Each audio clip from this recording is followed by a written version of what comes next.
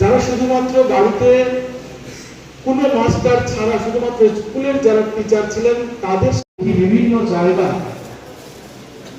ইতিমধ্যে অনেক অর্গানাইজেশন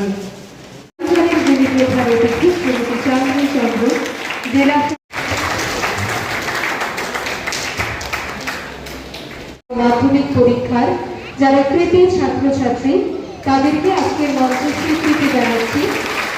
ঠাকুরবাবুর কৃষ্ণের সদস্য আমি অনুরোধ করব কাগজতলা এইচএস স্কুল থেকে আয়ুষ্মান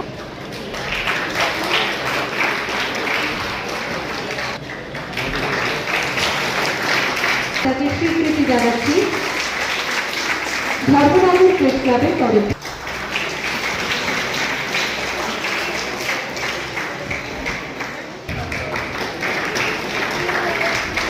তারপরে মঞ্চে দেখবো মঞ্চে আসার জন্য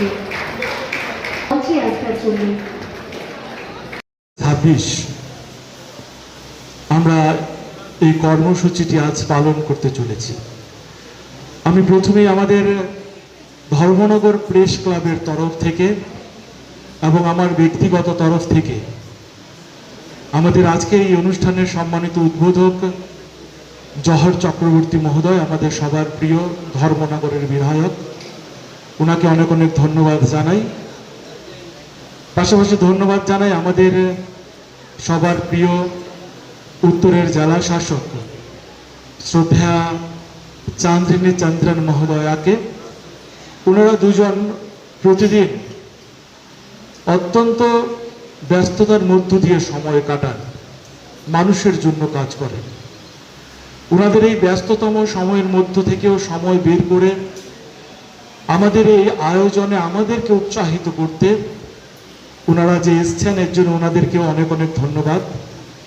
ধন্যবাদ জানাই আমাদের ধর্মনগর প্রেস ক্লাবের সভাপতি বুদ্ধভূষণ দে সরকারকে। ধন্যবাদ জানাই আমাদের এই ধর্মনগর প্রেস ক্লাবের সম্পাদক রূপক দেবনাথকে। দেখুন, আমরা ধর্মনগর প্রেস ক্লাব আমরা কিন্তু বছরের অধিকাংশ সময়ে বিভিন্ন সামাজিক কাজের সাথে আমরা যুক্ত থাকি। এবছরের আমাদের যে এই অনুষ্ঠানটি মেধা সম্মাননা অনুষ্ঠান, এই অনুষ্ঠানটি এবছর আমাদের প্রথম নেওয়া অনুষ্ঠান। আমাদের এই অনুষ্ঠানটা গ্রহণ করার মূল উদ্দেশ্যটাই হচ্ছে যারা মাধ্যমিক এবং উচ্চ মাধ্যমিকে যারা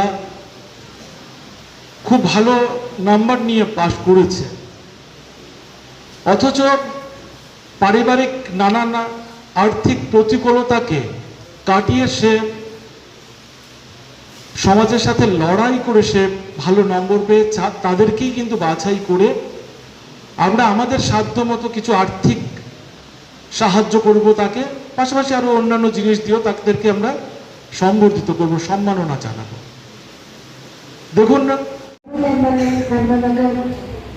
constituency Sri Jordan Chakravarti, respected members of Press Club, Padapur School और Golden Valley का students, तो मैं धन्यवाद देना चाहती हूँ धर्मनगर प्रेस क्लब को ये एक सुंदर प्रोग्राम ऑर्गेनाइज करने के लिए। जो मेरिटोरियस स्टूडेंट्स जो पुअर बैकग्राउंड से बिलोंग करते हैं उन लोगों का जो ड्रीम्स है उसको विंग्स देने के लिए एक काम है इधर जो हो रहे हैं। उन लोगों को हम लोग रेस्पेक्ट दे रहे हैं, उन लोगों को हम लोग हेल्प दे रहे हैं ताकि वो लोग खुद का ड्रीम्स तक पहुंच पाए।